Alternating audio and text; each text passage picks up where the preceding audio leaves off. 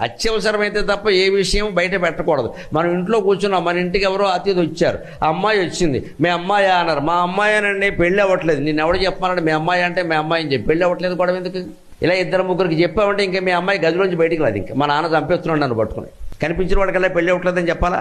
ఆ అబ్బాయిని పరిచయం చేసి మీ అబ్బాయి అంటే అబ్బాయి, చిన్న అబ్బాయో పెద్ద అబ్బాయి చెప్పక, అడిగితేనే చెప్పు. చిన్న అబ్బాయి అండి, పెద్ద అబ్బాయి అండి, వాడు ఎక్కడున్నాడండి, వీడు ఎక్కడ, ఇన్ని విషయాలు నేను ఎవడు అడగలేదు అసలు. మన బోళా అంటే ఇది. మొత్తం కుటుంబ సమాచారం అంతా వాడికి ఇచ్చాం ఇక్కడ. ఇంత చేస్తే వాడు వచ్చిన వాడు గెస్ట్ కసి కాఫీ తాగిపోతాడు. వాడికి ఇంత సమాచారం ఎందుకంటే పని లేక. అబ్బాయి అంటే అబ్బాయి అంతే. ఏమిటోనండి వాడికి చదువు రావట్లా, చచ్చిపోతాడు వాడు, ఇంక మళ్ళీ హాల్లోకి రాడు వాడు. నేను ఎవడు అడిగాడు చదువు రావట్లేదని? వాడు అడగలేదు కదా ఆ విషయం. మీ అబ్బాయికి చదువు వచ్చిందా లేదా అంటేనే చెప్పు, లేదా చెప్పు.